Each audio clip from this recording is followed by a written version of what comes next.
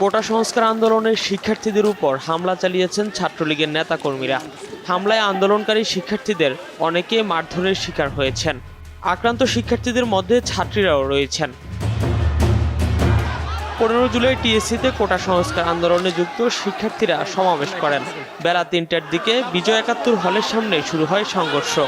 আন্দোলনকারীদের একটি দল বিজয় একাত্তর হলে প্রবেশ করতে গেলে তাদের বাধা দেওয়া হয়। এ নিয়ে ছাত্রলীগের নেতাকর্মীদের সঙ্গে তাদের সংঘর্ষ শুরু হয়।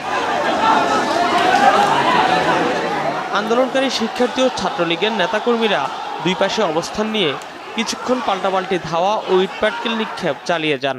অনেক শিক্ষার্থী ছাত্রলীগের নেতাকর্মীদের লাঠির আঘাতে আহত হয়েছেন।